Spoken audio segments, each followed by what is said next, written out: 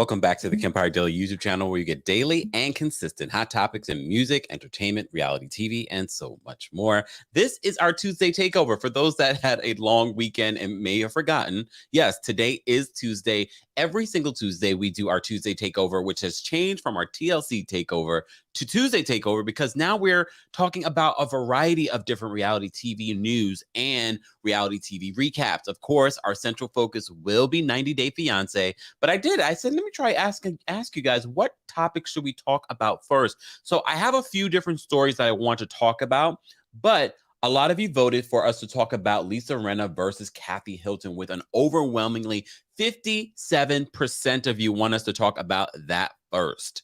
57% of you guys. It's the last day of May, Mental Health Awareness Month, AAPI Heritage Month, Haitian Heritage Month. Sidebar, you never know when I post in my community tab what people's response will be in the comment section. Lord, if you ever post anyone that is associated with politics, y'all get a real... All I was celebrating, look, all I was doing was celebrating a Haitian woman for a Haitian Heritage Month. For those that didn't know, a lot of people, I try to be aware of what people are celebrating in each month. Of course, in June, it will be LGBTQIA plus Pride Month. And I'm sure a bunch of other things that you guys will make me aware of. Look, we try to be inclusive here on the channel, but calm down with all we were doing is celebrating a woman that achieves a lot. Come on now. It had nothing to do with politics. Calm down. Calm down. Washington's in the building. Oh, Lupus Awareness Month. Didn't know that either. Okay. Uh-oh. Foxy says, I hope Kathy gets Rinna for good. Oh, damn. What's going on in Southern California? Oh, okay. Hold on. Sharice, I haven't done my research on it, so I will have to do research before I talk about a story. We try not to do that here because then, things get misconstrued. So I'll look into that, but thank you for the update on that. As you know, the Real Housewives of Miami ladies are in the middle of filming. I saw a recent photo of Lisa Hochstein. As you know, she's going through a divorce right now, looking amazing on the beach. So, what's going on? What's going on, Mickey? What's going on, Tamara from Philly? I heard the Roots picnic is happening this weekend. Should I go? Look, should I go? Mocha, Southern Connecticut is in the house. What's going on, Mocha? Mocha was in the chat during our Love Match Atlanta recap. Guys, if you missed our Love Match Atlanta recap, you should go back and watch because we had the matchmakers in the live chat. Look, Bravo won't allow them to call in.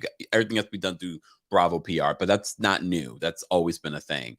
So yeah, but they were in the live chat answering questions. So shout out to them. If you missed our Love Match Atlanta recap, it's worth watching because we have lots of really great conversation about dating, matching, people's experience, talking about the show Love Match Atlanta on Bravo, all of that stuff. So be sure to check that out. Hey, Miss Sheila. Let me see. LA's in the building. Hey, Deborah. Hey, Sebastian. Marsha, Bay Area's in the building. Love it, love it, love it, love it. Boca Raton. I've never been to Boca Raton. Sephora, obviously there are young people in Boca because look at you. All right. Look, all right. Yes, KK says, Love Match Atlanta, the best team. We had a really good time in that live chat, especially the last one because all the matchmakers were in there, except Ming. Ming, are you hiding from us? Or maybe Ming was celebrating her Memorial Day with her husband. Kenya's in the building. And when I say Kenya, I mean Nairobi, Kenya, the country. All right. Oh, Mocha says, ciao, I get around in these YouTube streets. Hey, Gabriella from Paris with love. We love it. We love it. We love it. As you know, also, we mentioned to you a couple of weeks ago that Bravo's working on some sort of girlfriends in Paris. I'm interested. I love Paris. So I'm interested to see what exactly will be playing out on that show. Stay tuned. No update on what that is going to encompass. So let's get into the Lisa Rinna versus Kathy Hilton. As you know, we already knew that there was some beef happening between Lisa Rinna and Kathy Hilton because in the trailer for this new season, we saw it play out. Something that Kathy said about Kyle, Lisa brings it to Kyle, and they have this confrontation. So much so, we get that infamous photo of Lisa Rinna looking like Lisa Rinna, look. I understand you are loving playing the villain on the show. That has nothing to do with your edit. You love playing the villain on the show. You like to keep the ball rolling. We also did a separate story talking about how Lisa Rinna allegedly has in her contract that people won't come after her in regards to her personal life. Well, apparently Kathy Hilton's assistant didn't sign that contract because he was dragging her for filth on these Instagram streets. But so was Lisa Rinna. You know, I'm fair. Lisa Rinna was also dragging this person in her social media. I just feel like first of all, I expect him because he's probably like 20 something. But Lisa, you are damn a grown ass woman going back and forth on social media. All right. You know I'm gonna cite my sources. So shout out to Love Andy C. She had a nice wrapped it in a bow for us. So we had all the information in one Twitter thread. Love it, love it, love it, love it. It just makes it so much easier for us. All right, so let me share my screen so you guys can see what I'm looking at. We're talking about the Lisa Rinna beef that happened over Memorial Day weekend. Were you guys not barbecuing and spending time with your families? Oh, yeah, I forgot. Was Harry in Canada still? Was Lisa? Look, was he in Canada? Okay. All right. All right. So Love Andy C put this in a nice bow for us. So she says, or they say, I don't know their pronouns. Real Housewives of Beverly Hills T. Apparently, Kathy's assistant messaged Lisa Rinna threatening to expose T. Rinna posted the message, including his phone number, doxed him on social media to her millions of followers. He retaliated, posting her phone number. And here we are. Okay. And yes, thanks to the folks that originally posted this. I love it when people cite their sources. So you can see here, the numbers have been hidden. Thank you. Thank you. Because I don't want to dox anyone. Okay. So she posts the message at some point. So this is the text message exchange that Lisa posted. And it says, Lisa, you need to stop with your rumors and lies about me. There's plenty I can expose about you. So this was coming from Kathy Hilton's assistant, not Kathy herself, but posting as her. She says in the Instagram post, you exposed yourself. Hey, expose away. Can't wait to see what you've got in regards to Kathy Hilton exposing her. I'm sure there's plenty to expose. Okay. Then Lisa posts this. I just called the number and they said, hello, this is the executive assistant of Kathy Hilton. And it continues. So apparently this is the assistant. This is the assistant, Patrick. Hey, Patrick, how you doing? I'm just saying that because I'm just, I felt like saying that. I don't know if he is. Lisa Rinna, why are you starting drama with someone that is half your age, you overfilled ancient dinosaur? Anyway, here's Lisa's number since she posted mine.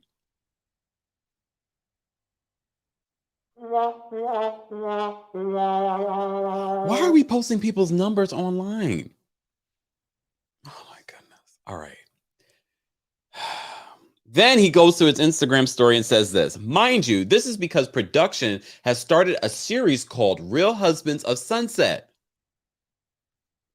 And the series is set to compete with the Real Housewives and features an all-male cast, me being a member. We met Lisa just to get some pointers for our first season, and drama started from the beginning. First of all, who asked for Real House? Who asked for Real Husbands of Sunset? And if it's coming from the same production company,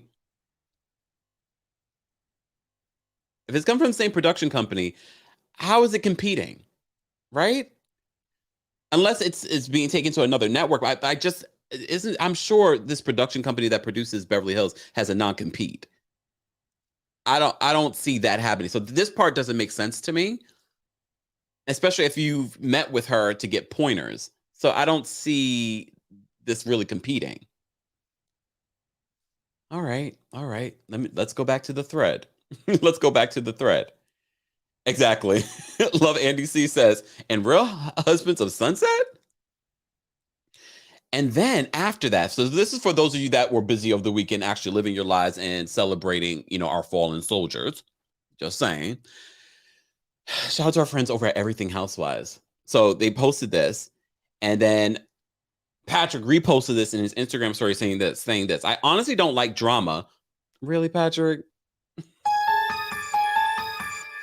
I honestly don't like drama, but imagine an unhinged 70-year-old woman starting drama with you because you privately tried to check her. And I know some of you are wondering if this is the real, Kathy Hilton's assistant. Apparently it is, because so many people did call this phone number. And I'm not surprised, because I remember our friends over at Dorinda Deadly on Twitter confirming that when they had posted a unflattering photo, unflattering to Kathy Hilton's people had reached out to them then as well, saying that, can you change the photo? Kathy doesn't like that photo. I'm paraphrasing. So it wouldn't shock me that this is what Kathy Hilton is doing behind the scenes. So for those of you that don't know why Lisa Rinna and Kathy are going at it, apparently Kathy Hilton has been exposed as saying homophobic and racist things when they went out to a club in Aspen. Do I believe that she said these things? Uh-huh.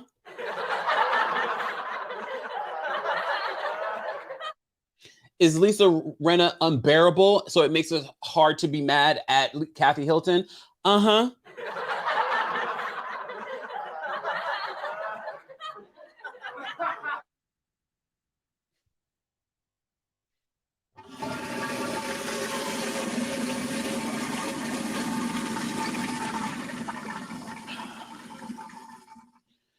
All right. So love Andy C posts later on. I don't know who this guy is. Rinna posted in her stories as SS. He was KH's assistant. People said they called. I don't know. It's messy though. So it continues here. Lisa Rinna was all in her Instagram stories over the weekend, y'all. She says, what a bonus getting to talk to so many nice people today since the guy posted my number. Thanks so much. Love you guys so much. Hashtag silver lining. So he doxed her number as well after she doxed his. And apparently people called the number. Of course you guys called the number. Damn it, we should have called the number on live. Why didn't I think of that until this very moment? Damn it. We should have went live and called the number. Why didn't you guys think of this? We were so wrapped up in the Mama Wanda story. If you missed that, be sure to check that out. And the Monique story, I just posted another update this morning about the Monique versus DL Hughley, in case you missed it. Just saying. So she continued and says, well, Patrick continues reposting this, saying, Lisa Rinna, not you leaking my number first and then trying to change the narrative, you hunchback.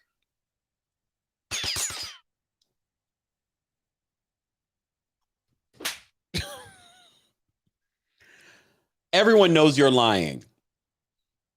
You need to go worry about your husband and your finances and who he's spending his time with, because his wife is too busy running her overfilled mouth. Beverly Hills talks, and we all know.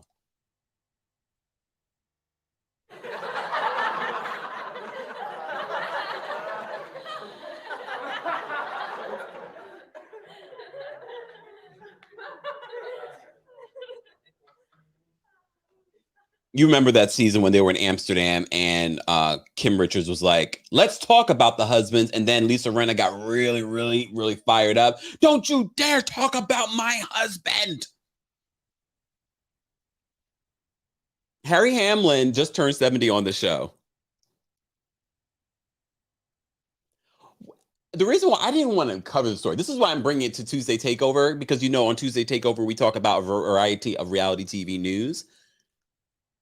What in the Beverly Hills is going on? Are you guys going to watch Real Husbands of Sunset? I mean, I'll give it a watch, especially if Patrick is this messy. And will this play out on this new show? Wouldn't shock me. Some of you believe that this is all a stunt that Todd set up for the BS. TikTok, guys, we're live on multiple platforms. I'm your boy, TheKempire. We're live, of course, on the Kempire Daily YouTube channel. We're live on TikTok. We're live on TheKempire and Kempire Daily on Twitter. We're also live, of course, on TheKempire and Kempire Daily on Facebook.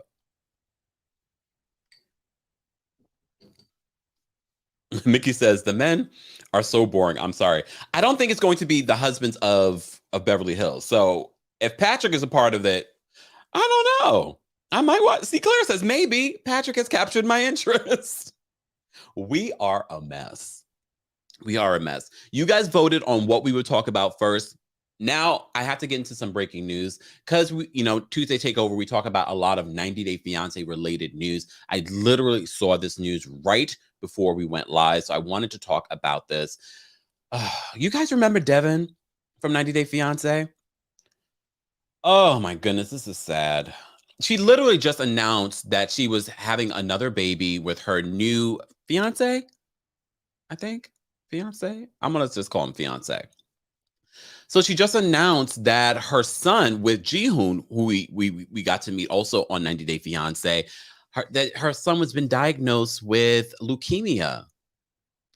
So 3-year-old Taeyang was diagnosed with B-cell quite lymphoblastic leukemia last week, a type of blood cancer that's more common in young children.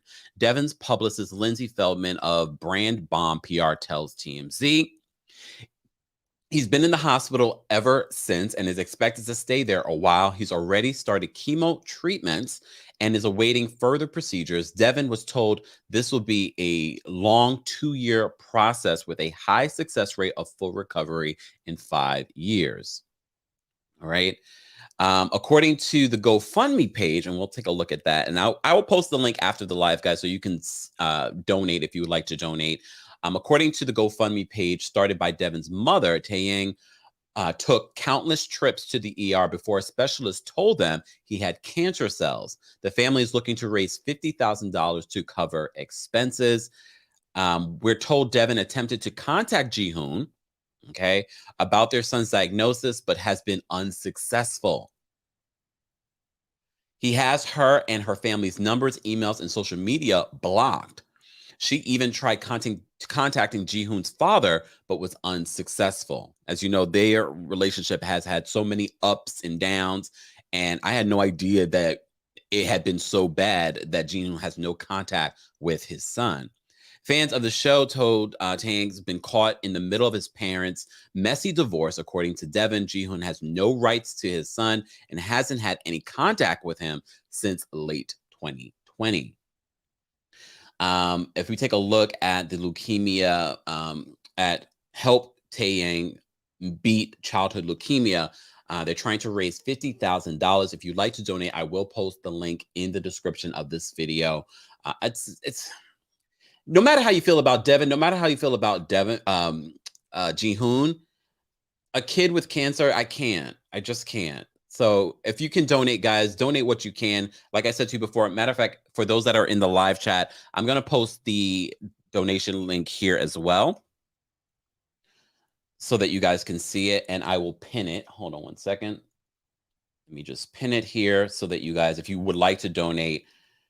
And this is another thing about our country. Look, I'm not going to get political. However, it's moments like this, the fact that people have to do a GoFundMe when someone's health is in jeopardy.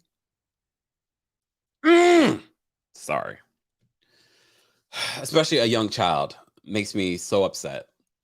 Our prayers go out to Devin and her son and for the family that's going through all of this, trying to raise the money. So, okay. All right, let me bring this down. Okay, there we go. Exactly. Sebastian says chemotherapy is very expensive. Gigi says so very sad for the little boy. I just can't. I can't. All right. Let's move on. Let's move on. Like I said to you before, guys, I'll post the link and everything in the description. Exactly. Sebastian says I blame the pharmaceutical companies, but it's not just the pharmaceutical companies. It's the pharmaceutical companies that are paying off politicians that to continue for this to happen in our country when it comes to healthcare. So they all play a hand in all of this. And like I said to you before, it's sad that this young boy has to do a GoFundMe for health. A young life that could easily get these services can't get it here in the country that has the nerve to act holier than thou when it comes to other countries. So we'll move on. We'll move on because we're not going to get political on this Tuesday takeover. But look, Vote. I'm gonna look. I just washed my vote shirt. I'm gonna start wearing it because it's about to be primaries in here in the States. So let's move on. Let's move on. So, as you guys know, on Tuesday Takeover, we don't just talk about 90 Day Fiancé. We talk about a variety of reality TV news, but we also talk about some of the reality TV that I'm currently watching. So, before we get into Below Deck Down Under, because I have a lot of opinions, I finished watching finally, I finished watching Real Housewives of Melbourne. Okay, season 1 wasn't terrible, but the fact that I sort of dropped off from it towards the end says a lot. And honestly, none of them for me are that likable. The only one that is likable for me is Chica. But at the same time, Chica, she plays too much in the middle. She plays a little too much behind the scenes. But I like Chica and her husband. I don't know why I played that one, but you know. But the reunion, I was so distracted by the reunion host. Do you remember the season 1 reunion of Real Housewives of Melbourne? I was very distracted. And not necessarily in a good way. See, Mickey says Chica is too neutral for me, but I love her. Yeah, see, you feel like how I do. Okay. Theo says Real Housewives of Melbourne, the show is incredible, season 2 onwards. Thank you, Theo. Thank you, because season 1, just saying. Moving on. I'm about to start season 2. Stay tuned. Next week, we'll talk about that, along with the Family Chantel. The Family Chantel returns next Monday, and we are going to be calling them out for their fake and phony storylines. How dare you guys decide to come back for another season and not address the lies Pedro told last season? If you missed my video on Pedro lying about his long lost brothers when there's an old photo of them, and now there's marriage issues between Chantel and Pedro, come on now. I'm like almost done with this show. Until Karen comes on the scene. Karen, Chantel's mother, she always makes me laugh. I can't. I'm going to watch and we'll talk a little bit about it here on Tuesday Takeover. We're not going to do a separate live for the Family Chantel. We this is where we did the Lee says Family Chantel equals scammers. Royal, are you going to come back? We didn't see him in the preview, so I think Royal is done with reality TV. Royal, we need you and your messy wife to come back. FYI. Now, if that was in the trailer, then I would be excited. So that starts next Monday. So we'll add that to our docket for our Tuesday Takeover. Guys, if you haven't liked the video already, be sure to like the video. We don't take call-ins on Tuesday because we have so much to cover. So much to cover. Dee said, did she graduate yet? Yeah, she did, right? Last season. We didn't get a graduation because it was COVID, but she did graduate last season. Y'all are so shady. Okay, Theo says season 3 of Melbourne is considered the magnum opus. Are you kidding me? Okay, all right, I'm going to focus. Gigi says Royal doesn't like his family. I mean, we like them for all the wrong reasons. All right, guys, let's focus. Moving on. I want to talk about Below Deck Down Under. Below Deck Down Under is exclusively on the Peacock streaming app for those that ask. It's on Peacock. But if you want to see it, trust and believe, once the season's over, I'm fully up to date, but the season's not over. I'm on episode 13. So I don't know how many episodes they're going to give Below Deck Down Under. It's exactly that. Below Deck in Australia, for those that don't understand what that means. Someone said the Family Chantel is like sloppy seconds. Damn. But this is what, their 4th season? Good for them. The ratings are there for the Family Chantel. I don't know. Deborah says Below Deck Down Under is the best. And you know, last week we talked a little bit about Below Deck Down Under. I think it is a great show, honestly. It's everything that we love about Below Deck and more. But Ryan, the chef. Okay. So, spoiler, if you haven't watched it yet and you don't like spoilers, I'm about to spoil something for you. So, you may have seen a trailer where you see that the Captain Jason, however, Captain Jason, I love you. I think you're great. I think you're a great captain. The fact that you get in there, I do think there's a little bit of managing coming from you, a little bit, just a little bit. But this crew needs it. I don't like the fact that people call Captain Jason Jason. When the bosun Jamie comes up and he's like, Jason, I'm like, the disrespect. This is your captain. I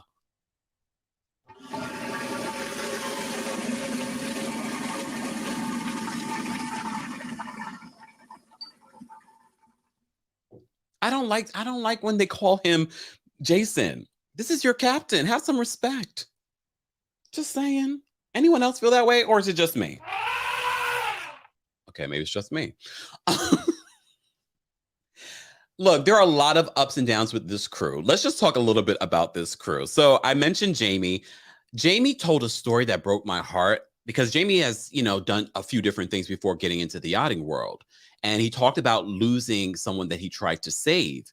And then all of a sudden, I think this was production. One of the guests got a what you call it in his leg while he was in the water. Mind you, they fed the people. Don't they tell you not to eat before you get into the pool? Because you'll get like a I forgot. I can't even think today, y'all. Elephant brain. Come on. I felt like they set that up just because he just told the story about how he lost someone. All of a sudden now he's gonna jump in the water and save someone. I mean, you never know. You never know. A cramp. Thank you. Thank you. Thank you. Thank you. Thank you. Thank you. Thank you. Thank you. Yeah, cramp.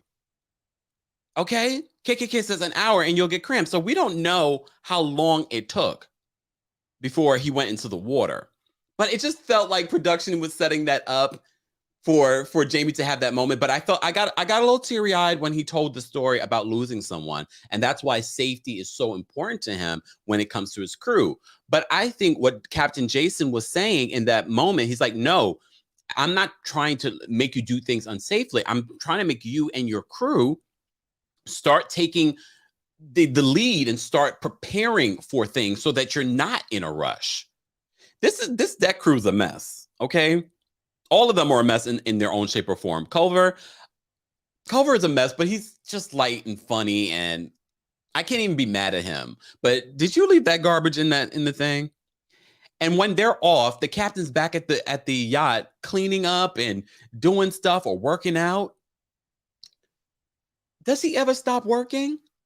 That's the one thing I can appreciate about him versus like a Captain Lee. He's like really in there doing things with the guests, unlike Captain Lee. But Captain Lee's older too. But at one point, Captain Jason is going out with them, scuba diving and doing stuff like that. So like he's very involved.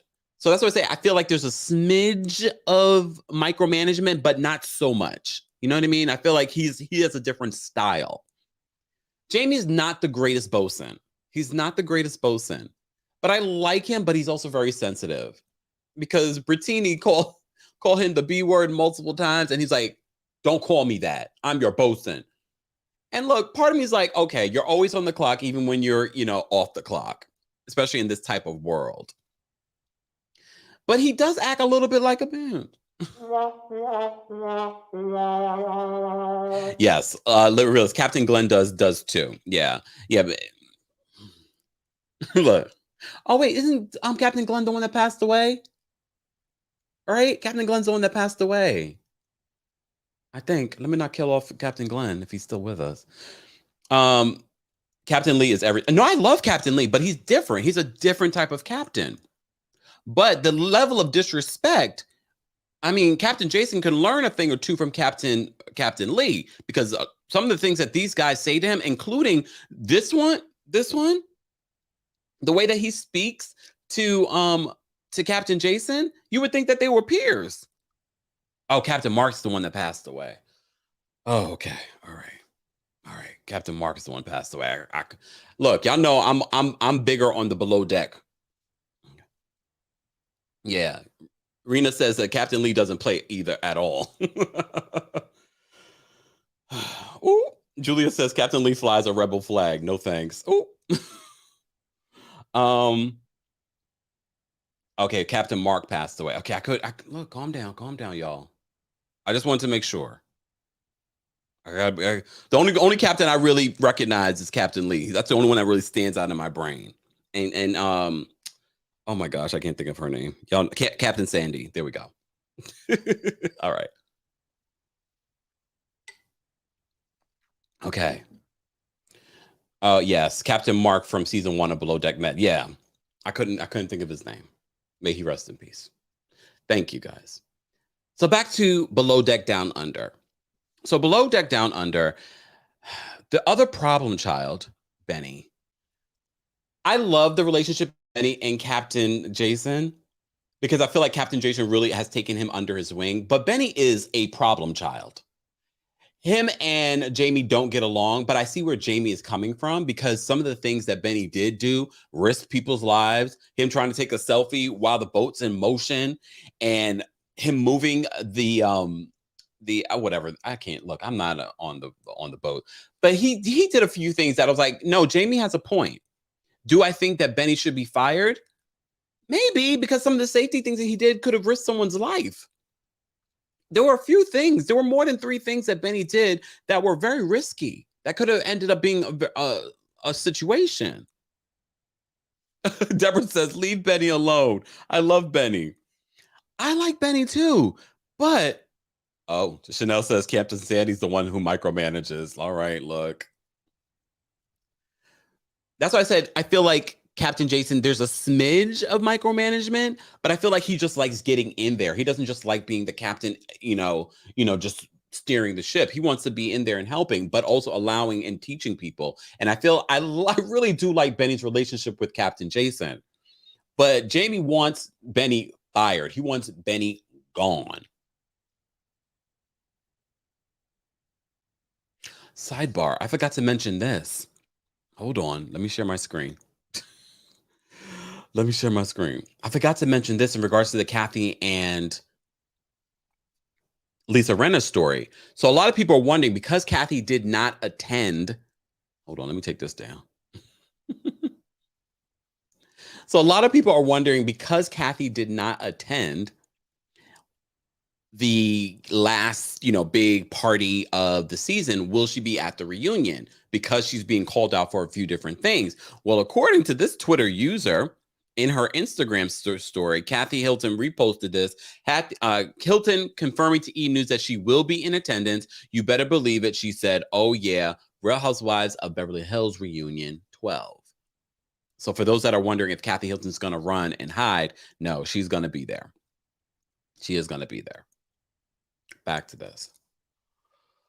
So we're talking about Below Deck Down Under. Brittany, I really don't have any emotions towards Brittany. Honestly, she has a crush on Culver. I don't blame her for having a crush on Culver. He's a sweet guy, good-looking guy. They're about to go do a little, trip together after this. Will they sleep with each other? Probably. Look, good for her. Good for her. She's a little awkward. She's also a little sensitive. She doesn't like that Jamie comes down on her so hard. But Jamie is not the best leader. He's not the best bosun. He could learn a thing or two on managing people, because when she comes to him with concerns about Bennie, he shouldn't say like, oh, you should have a conversation with him. Some people might agree, though, solve it amongst yourselves. That's not something that I need to get involved in. But I think because of the issues that you've had with Bennie, I think you should get involved. So I don't really have any emotions towards Brittany. These charter guests. So after last week's Tuesday Takeover, I watched one of the charter guests and I was like, damn it, I wish I could have, because I was like, am I going to remember everything from this charter? And probably not. But this other charter guest, I can't remember his name. He was the guy that asked Aisha to make the drink, and she brought it back and he's like, this was terrible. Like, you make the best, what was it, chocolate martini? I don't remember what it was. Or espresso martini. I don't drink. Whatever. And he's like, this is not it. So they did get one guest that was worth reporting on. The other guests, they were okay. They weren't really, that involved. Of course, we get Culver. He says he's the entertainment officer. We get a few moments with Culver pulling out his mullet wig, stripping for some of the guests. Like those moments I could care less about, honestly. But Aisha, as I told you before, I like Aisha for the show. She's not one of those chief stews where it's like, oh my gosh, she's annoying. She's a control freak. I feel like Aisha's really good at her job, but her challenge right now is Chef Ryan. And I told you last week that I feel like Chef Ryan from Below Deck Down Under reminds me so much of Chef Leon. Like he doesn't care. He does the bare minimum. And when he's called out by Captain Jason, he gives Captain Jason so much disrespect. Mind you, spoiler alert, he's not fired, even though Captain Jason was looking to replace him, but it was hard to find someone because, in Australia, very strict COVID regulations. So in order to find someone, it's going to be hard. But spoiler alert, he's not the one. Chef Ryan's not the one that gets fired because apparently he steps it up a little bit. And sidebar, when the lady said surprise me and he just gave her the regular, I forgot what it was. I was just like, is he just doing this for oh, thank you, Deborah, espresso martini. Look, yes, that's what he asked for. I feel like Chef Ryan should have been fired. But Chef Ryan's not the one that's fired. Magda. Remember Magda from last week when I said, oh, I love Magda? Okay, my love affair with Magda ended shortly after that live last week because we got to see Magda and her relationship woes that she allowed to affect her job. And then she, commiserated with Ryan about their hate for Aisha. But I was like, Magda, you got it good with Aisha because if it was Kate Chastain or some other chief stew, you would have been gone. You would have had it really tough. Magda was too busy worrying about her boyfriend, hanging out with her best friend. Magda, you had it really good with Aisha. Really good.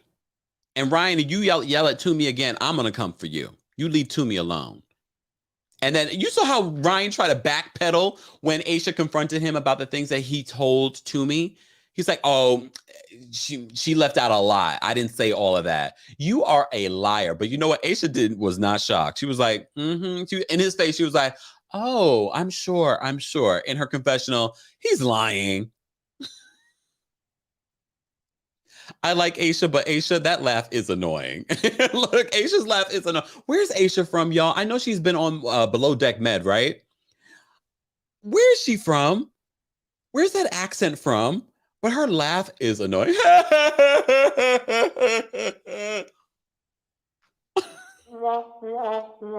like her though. Aisha, don't take this any way. But every time they showed your laugh, I was like, oh God. Ryan is insufferable. Yes. Magda using the boat's Wi-Fi. So I didn't realize that the guys could check how much data they were using on the boat's Wi-Fi. I didn't think about that. And she was using the most, Magda, because she's been on the phone with her boyfriend at all hours of the night. And at first I was judging Aisha about comparing her relationship versus Magda's relationship because every relationship is going to be different. Not everyone can just check off from their booze, when you're doing this type of work. But when she gave her the opportunity to go to bed early, she's like, go to bed early. And Magda's like, don't tell me when to go to bed. And on her confessional. No, the reason why she's saying that because they show multiple times where Magda was like, oh, I didn't really get to sleep last night. That's why she was telling her, girl, go get some sleep. Don't be on the phone with your boyfriend. And I would have been annoyed too. Magda, why are you in the bathroom loud talking with your boyfriend? Couldn't you go to the common area where they all eat if she wanted to have a conversation? It's not like any of the other crew understand Polish anyway. I didn't blame Aisha for being upset. It will be interesting next week. We will talk more about this next week when we get to see what transpires. Magda is already fired in this last episode of Below Deck Down Under. So it'll be interesting to see if they get a replacement. I don't think they even need a replacement. They only have, 3 more charters. I don't know how many more episodes that will entail, at least 3 or 4. I don't know. I like Below Deck Down Under. For those that are wondering where you can watch it, it is available on the Peacock streaming app. They're not paying me, but they should. No, they should. Look, no, they shouldn't. At least give us a discount code for you guys. Give us a discount code. I'd much rather that than them try, because I'm still going to give it to y'all. You don't have to pay me, but at least give us a discount code. Anyways. Anyways, guys, if you're just joining us, this is our Tuesday Takeover. We're live on multiple platforms. We're live, of course, on TikTok. TikTok, we appreciate. Oh, she's from New Zealand. Thank you so much, Mira. She's from New Zealand. That's what I thought. She's from New Zealand, Asia. But that laugh is from somewhere else. Guys, this is our Tuesday Takeover. We're live on multiple platforms. Of course, our TikTok. We're live on Twitch and Twitter at TheKempire. We're live on Facebook at TheKempire and Kempire Daily. And we're live, of course, on the Kempire Daily YouTube channel. We hit over 126,000 subscribers during the holiday weekend. If you're not subscribed, subscribe, because you're missing out on not just reality TV recaps, reality TV news, everything in pop culture, including a couple of stories about Monique and DL Hughley going at it on social media. We even covered Mama Wanda from Love and Marriage Huntsville. Be sure to check all of that out. And yes, once we have a verdict in the Johnny Depp and Amber Heard situation, we will do a town hall for all of you that have been absent in MIA. Yes, we noticed there's some of you missing from our weekly stories and things like that. It's okay. It's okay. I understand. You have lives. We will do a town hall so you guys can call in and weigh in on everything that transpired in this case over the last several weeks. So stay tuned for that once we figure out all the details of that. All right. Deborah says the laugh is out of this world. Exactly. Lady T says, and in 2 months, it will be on Bravo. Probably less than that. Probably less than that. Yeah, so Below Deck, whatever they put on Peacock always ends up on Bravo at some point. So if you want to wait, you can do that. All right. Oh, okay. Amy says if you're in Canada, you can watch it on Slice Mondays at 10 p.m. All right, Canada. All right. All right. Hetty, it's okay. We're just starting our 90-Day Fiancé recap. All right. So Tuesday Takeover, we talk about a variety of different reality shows for those that don't know, including reality TV news. So let's get into 90-Day Fiancé. And I'm going to say this. Someone in my TikTok chat said this last night when we watched it together. Yes, that's what we do on TikTok every once in a while. And someone said, it feels like 90-Day Fiancé, the Karen edition.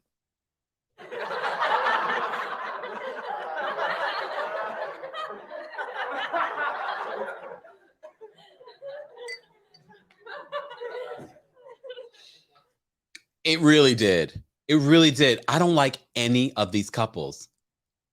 This is not good. This is not a good sign. This is only, what, episode 7? I don't like any of these couples. And whoever sent this to me, thank you.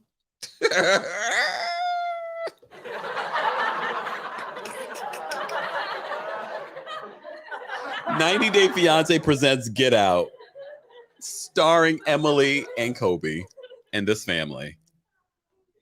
I can't. What is wrong with you people? I love this, though. We've been saying this. We're worried for Kobe being in this small town, although a very beautiful town. There's some really beautiful parts of America that our kind aren't safe to go. Just saying. Just saying. There are plenty of places in the United States that I would love to go see, but I'm worried for my safety. Just saying. And I'm worried for Kobe's safety. Let's talk about this. And this is why, shout out to all the Virgos. I love a Virgo. I'm really good friends with Virgos. But I also know that Virgos can be a little too much. A little too. Okay, Virgos. I'm so glad that she revealed, Emily revealed that she's a Virgo, because it made more sense to me. He even got that Get Out haircut. Damn it, Kobe. Cut that little fro off, please. Look, cut that fro off, please. Get out, get out.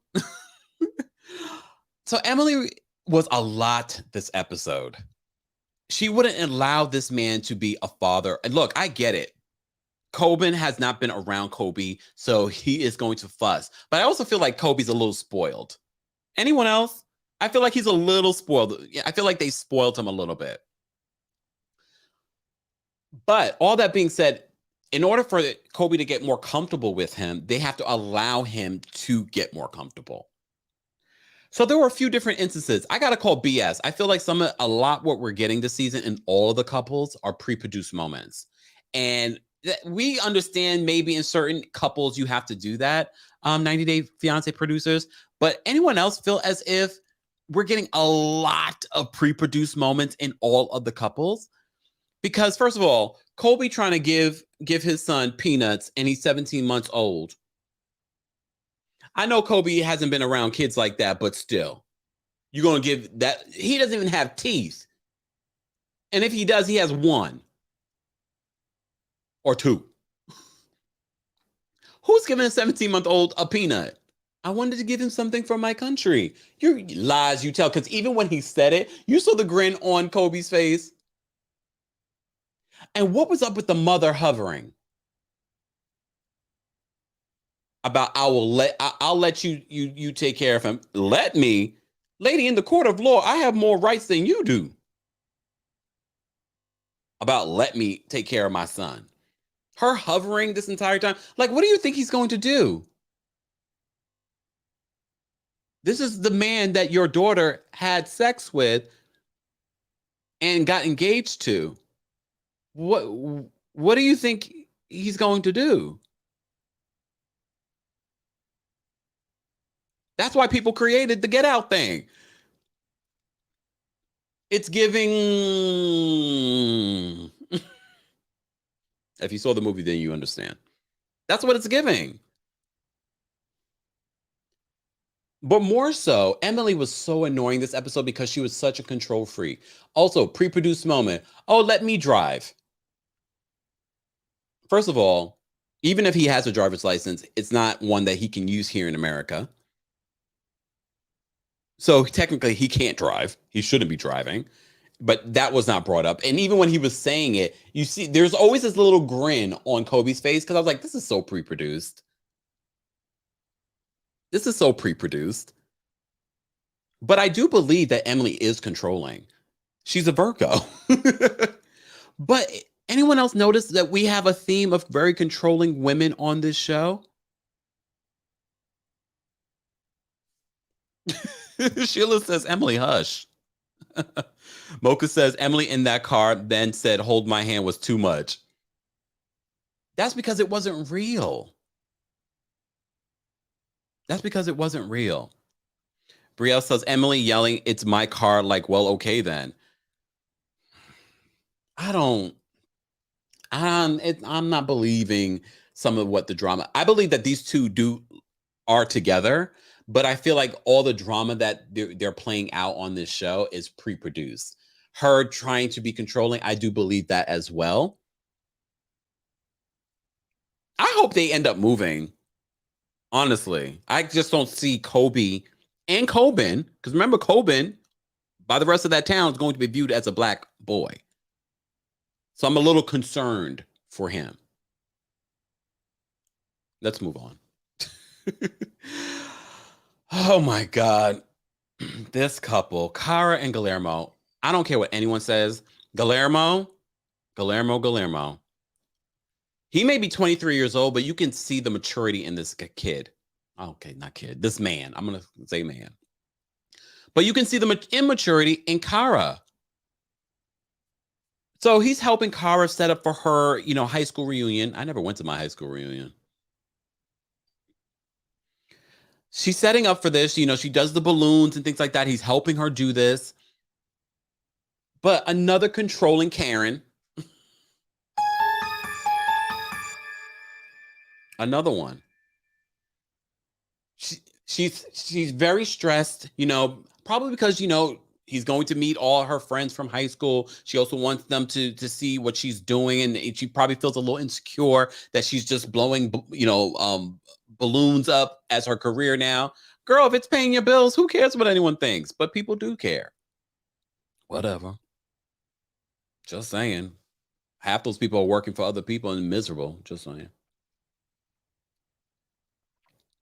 But the part in them working on that project, when those extra star balloons, he was like, oh, we can give this to the kids. And then she comes over and she's like, pop, pop, and looking at him. Like, what? What? Tina says, I'm proud of Guillermo for telling her she isn't perfect. She was rude AF to him. Yeah, he's not no punk.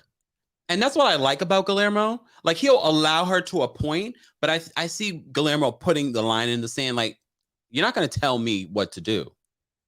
Speaking of tell me what to do, we get to meet one of Cara's ex-boyfriends, Eminem. Eminem, yes, made a guest appearance.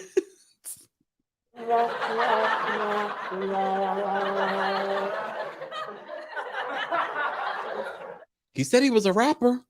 He was weird, and this felt like a pre-produced moment too. And this felt very pre-produced. He admits she was controlling back in high school. He also revealed that she cheated on him back in high school. This was high school. This was 10 years ago. But she does later admit that she did cheat on her boyfriends twice. I don't think, Guillermo, you have anything to worry about. Actually, I do. I get a vibe. I know girls like Cara. I could see Cara cheating on her boyfriend. Like, I wasn't completely shocked by that. Cara's one of those girls that you need to watch out for. I can see her getting bored with Guillermo once she gets married, and now, you know, the formalities of being a married couple. I could see her cheating on Guillermo. No matter how cute he is. Look, Jay-Z, with his ugly self, cheated on Beyonce. So looks have nothing to do with this, y'all. I already see this happen. This is how I see this relationship playing out. Not for the season. The season, it'll be all cool. They'll get married. He'll get his green card. He'll probably even get his citizenship. Guillermo will be fine. Guillermo will not be married to her for long, though. Guillermo will move on. He will be a part of what we call the American dream. The kid, I see so much potential in Guillermo. He's not a sucker. I feel like he is very focused on his career. I feel like he knows what he wants to do. I don't think that he's using Cara though for his papers, but I definitely see him doing bigger and better things in the future. Foxy says she will cheat again. Exactly. Brielle says, I feel like he'll be fine too. Yeah, like I'm not worried about him. Ivy says, oh, Kev, you ain't lying about Jay, though. Just saying. All right, let's move on because I feel like I've wasted too much time on them. We didn't get any Patrick this week. Stay tuned for next week. Another very produced moment. Let's talk about Bilal and Shaeeda. I am so weary with Bilal and Shaeeda. Shaeeda, I get why people are conflicted when it comes to what team they're on. I don't care about teams or whatever it may be, but I get why people are like, I'm Team Bilal. Because I feel on some level, Shaeeda, you did this to yourself. Like, the signs have been there about this man, and still you're here. And word on the street is that they did get married and are going to be unhappily ever after. Angelique, thank you so much for the super chat. Angelique says, nope. That's Malibu's most wanted. Yes. In regards to Cara's high school sweetheart.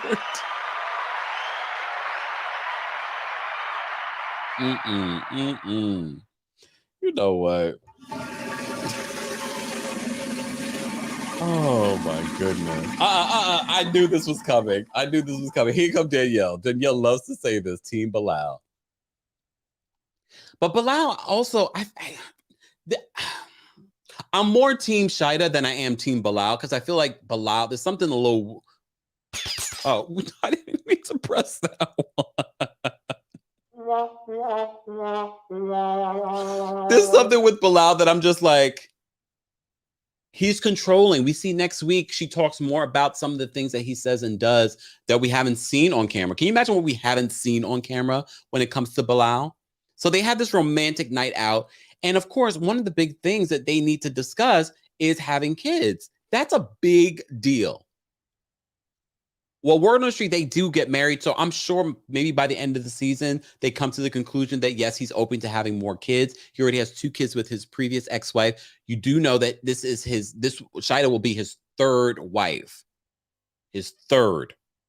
Apparently, he was married when he was in his 20s. Allegedly.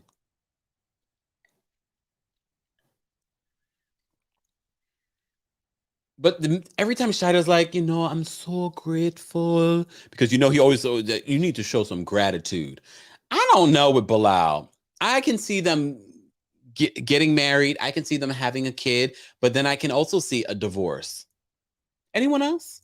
And I don't like to wish divorce on anyone. I want people to have love. We talk about this all the time on Love Match Atlanta. I want you all to have love. I don't want to wish divorce on anyone, but 90 Day Fiance.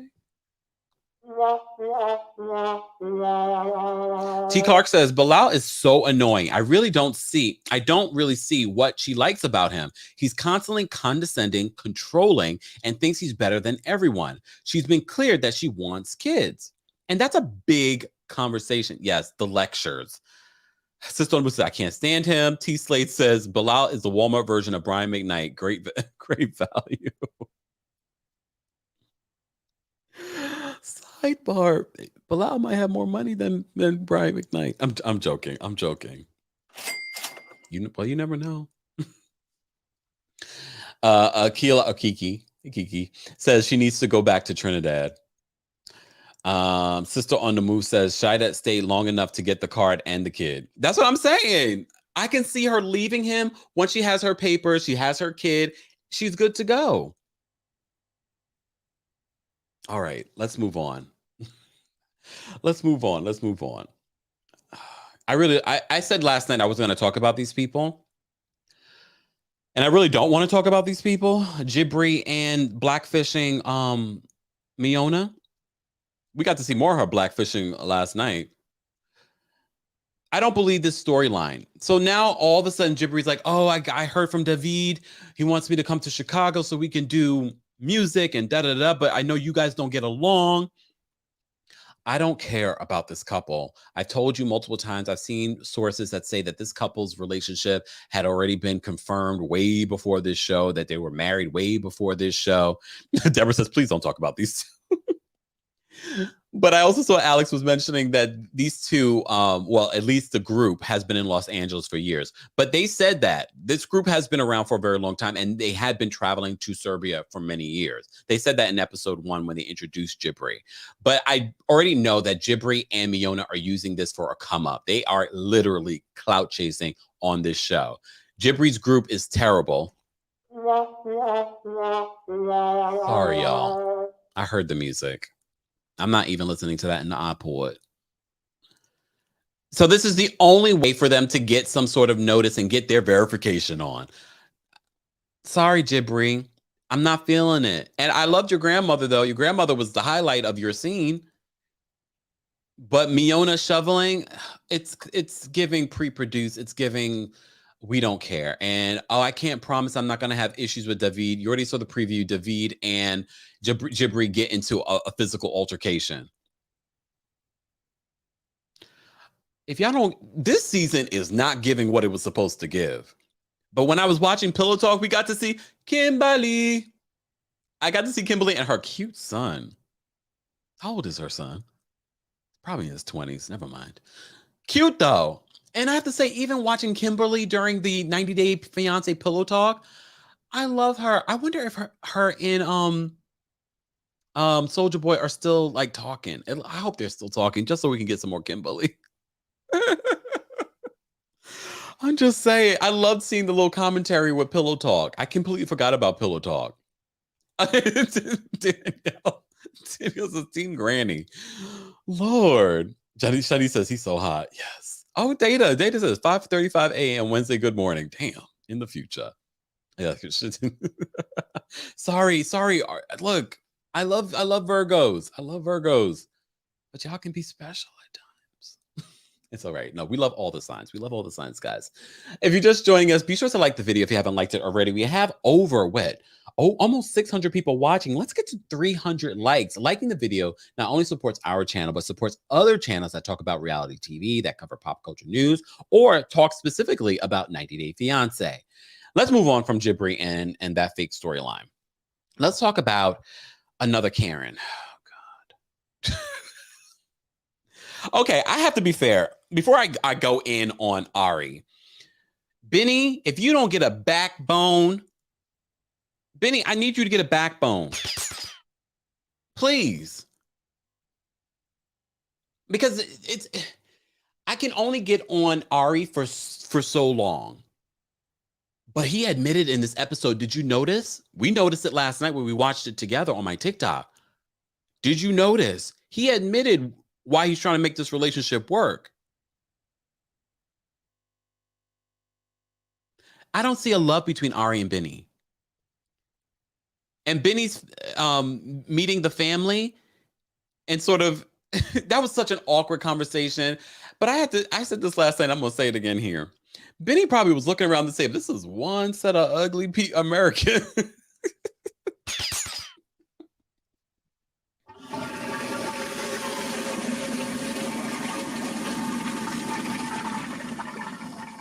Bennie is only doing this because he wants to be around his son. As you know, Bennie had married another American and she took his son, I believe it was a son, yeah, with her to America. I said the only reason why I wanted this couple to come back so we could see the reunion. At this point, watching all this play out, I'm like, I can't with Ari. Ariella is so annoying. This relationship is not real. Sidebar. I feel like Ari is wearing all of these Ethiopian clothes more than she did when she was in Ethiopia. Anyone else? Anyone else?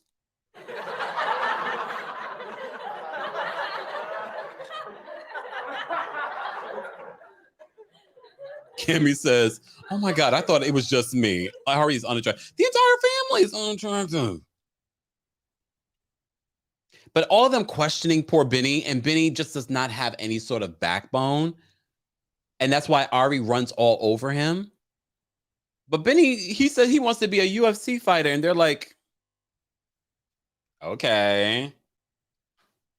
And if you haven't known, yes, he has been doing fighting while here. I mean, that's a very dangerous sport. I don't know, he's 30-something years old. I don't know how old you're supposed to be when you start doing that stuff. They're also making money off of this show. But her getting on Bennie about getting a job is like, girl, he can't get a job, first of all, till y'all get married. And she's making it seem like, well, that's if I decide to marry you. Ooh. Is that what we're supposed to wait for, producers? Oh, if she's going to marry him, the same way she's like, if she's going to go to that K1 visa appointment with him. Girl, if you didn't go to that K1 visa appointment and he didn't get his visa, your family would have been out thousands of dollars. He didn't pay for it. He didn't care. It's not like he wanted to leave Ethiopia. He misses his family. He did do a FaceTime with his sisters, and basically the sisters were saying, get your papers. That way you can come back and forth. Look, get your papers. Deborah says she needs to get a job. Yeah, I mean, technically, because he can easily go on and not work, and she'll have to take care of him. But her alluding to that she might not marry him, girl, we know you are going to marry him because you don't want to go back to Ethiopia and you don't want to take care of him and you don't want to lose out on your investment. Or maybe you don't care because your parents invested the money. They care. Oh, who did we leave out? Who did we leave out? Is that it? Look, we talked about, oh, how did I forget? Oh my gosh, how did I forget? That's because they're always at the bottom. I'm Team Mohamed this week.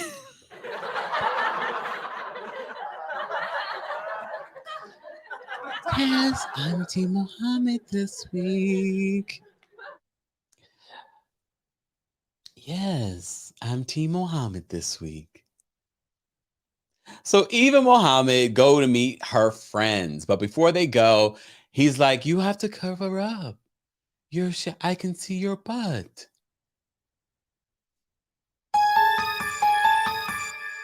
You must cover up. And I think a lot of people were like, "Oh my goodness, like he's so controlling. She's so covered up," until she has to walk away and we see her thong.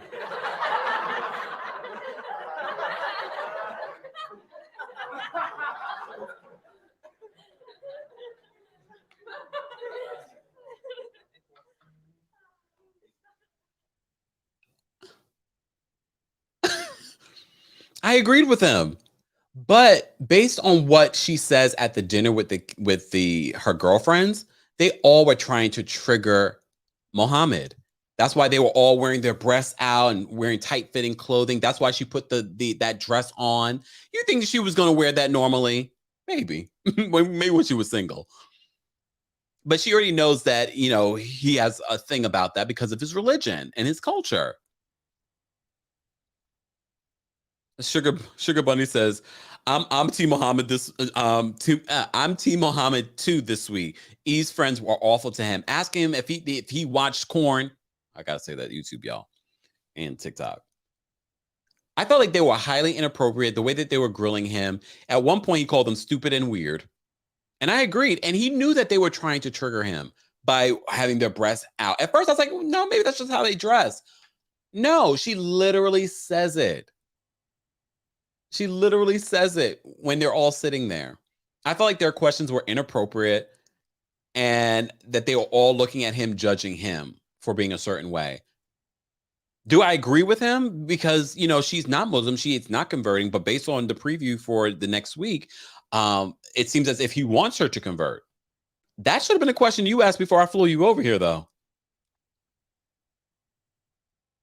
But this week, I'm Team Mohammed. Yeah. Do I agree with, women have to dress a certain way because of, what you think? No. But the fact that they purposely tried to trigger him on the first time meeting him and then asked him all of those weird questions, I was like, nope, Team Mohammed.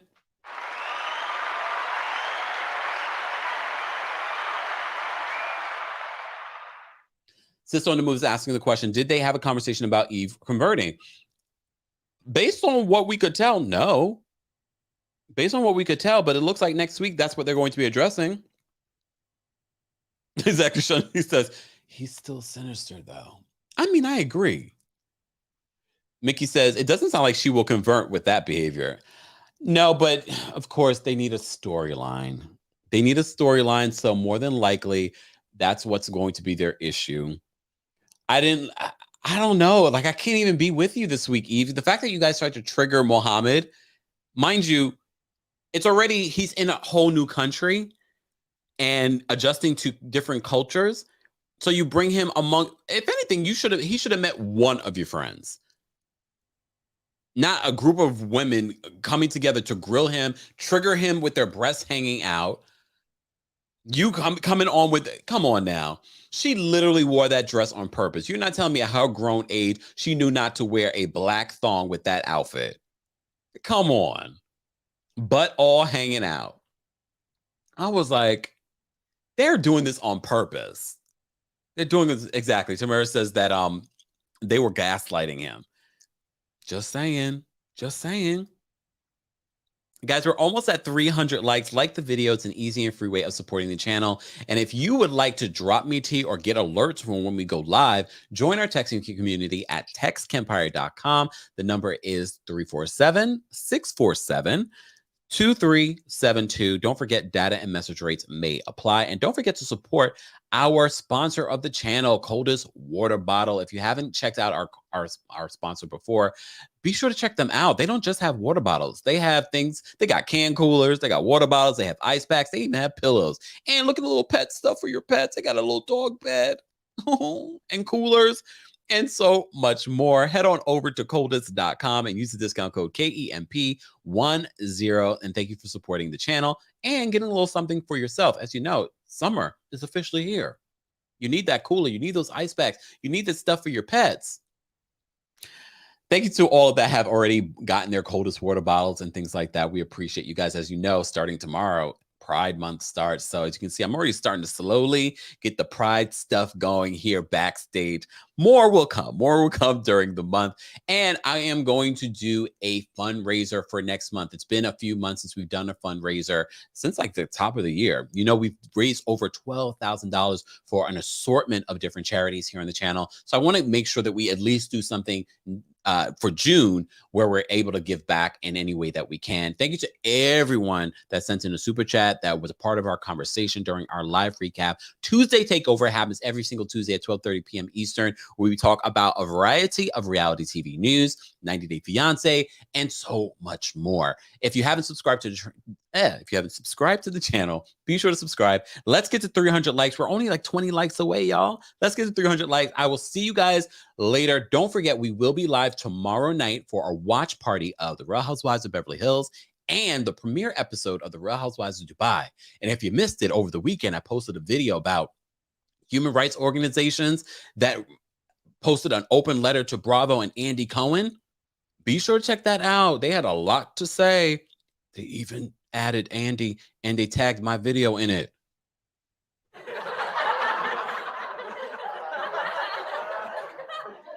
Awkward. But here's the thing. I'm going to watch the show. I want to support these women, and I'm willing to give it a shot. As I said to you before in my video on this whole situation, and a lot of you were saying in the comments, let's see how this all plays out. I don't think that what they are asking from these human rights groups in regards to transparency is a lot. We shall see. We shall see if Bravo will do any of it. But stay tuned for that. We will do a recap of Beverly Hills and Dubai on Thursdays. So be sure to check that out. Thank you to everyone for being here. We appreciate you guys. Don't forget to like the video if you haven't liked it already. Have a great rest of the summer has begun, y'all. The summer has begun unofficially. Have a great Jeffrey. Michael, I need to talk to you. I have questions. Dubai is in the house. I have questions. But I don't want to ask you here. All right. We'll talk behind the scenes. And all my other Dubai sources, I need y'all to hit me up. All right. Join the Texan community. Let me get out of here. I will see you guys later. Have a great rest of your day, guys. Be well. All right. Bye. Let's get out of here. What song do I want to play? Let me see. Let me go into oh. We haven't played this in a long time. No TikTok live tonight. Anything is possible. Turn me up in the headphones. Yeah. Trying to get a lot of dough and dirt through all the obstacles, cause anything is possible. Yeah. Oh man, I got a lot of goals. Stack that bread and by my nose. Anything is possible. Yeah. Trying to get a lot of dough and dirt through all the obstacles, cause anything is possible. Hey. Oh man, I got a lot of goals. Stack that bread and by my nose. Anything is possible. Hey. I grind to get a lot of dough and dirt through all the obstacles, cause anything is possible. Yeah. Oh man, I got a lot of goals. Stack that bread and by my nose. Anything is possible. Yeah, all I know is get paper. All I do is shit major. Bought a condo on the top floor and the building's a skyscraper. Feeling like I'm Kobe, LeBron for the Lakers. Feeling like I'm Idris, Paul Walker, Taker. New Rollie, no diamonds in it. New Porsche, all dimes in it. I'm infatuated with fine women. Corona extra with the lime in it. Just a chase to Henny. Used to be a penny pincher. Now I'm in plenty business. Grind hard, nigga, on guard. Grind hard, nigga, on guard. Yeah. We grind to get a lot of dough and dirt through all the obstacles, cause anything is possible. Oh man, I got a lot of goals. Stack that bread and by my nose. Anything is possible. Hey. I grind to get a lot of dough and dirt through all the obstacles, cause anything is possible. Yeah. Oh man, I got a lot of goals. Stack that bread and by my nose. Anything is possible. I lean with it, I rock with it. Locks under my socks fitted. Tahoe with the black tint. Houston girl, heavy accent, but my whole swag is magic. High five, fantastic. Make the money stretch like elastic. Making moves that you couldn't imagine. Eating, still watching my calories. Just to pull in that big boy salary. It's just the way that it has to be. I'm a bad boy, Mike Lowry. While I'm sipping this Henny. And all of my niggas is with me. Yeah, grind hard, nigga, on guard. Grind hard, nigga, on guard. Yeah. Grind to get a lot of dough and dirt through all the obstacles, cause anything is possible. Hey. Oh man, I got a lot of goals. Stack that bread and by my nose. Anything is possible. Hey. I grind to get a lot of dough and dirt through all the obstacles, cause anything is possible. Yeah. Oh man, I got a lot of goals. Stack that bread and dominoes. Anything is possible.